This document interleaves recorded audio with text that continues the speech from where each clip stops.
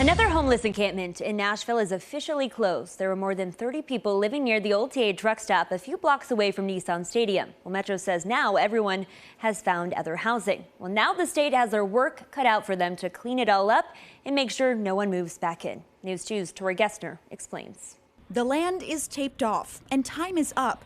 But as quickly as this encampment grew, it hasn't been easy clearing it out. We've come together and try to get as many individuals as possible into a temporary housing situation so we can work on getting them in a permanent housing situation. The process took weeks, but the more than 30 people living at the TA truck stop encampment off Interstate Drive have moved on, many to safer homes and treatment centers.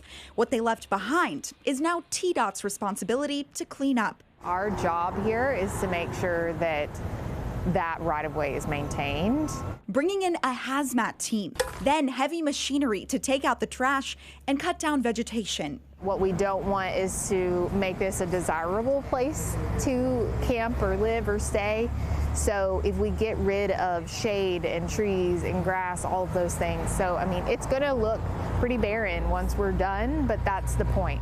TDOT hasn't been able to maintain this land for a while because of the people living here. There are around 10 other pieces of state property in Davidson County like it.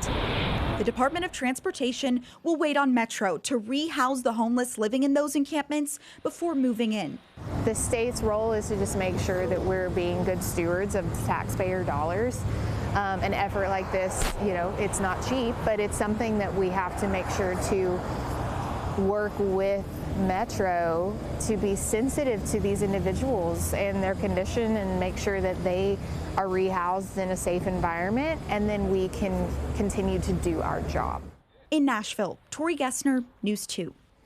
And TDOT will bring in its hazmat team as early as tomorrow. Metro Police will patrol the closed down encampment over the weekend to make sure people don't move back in.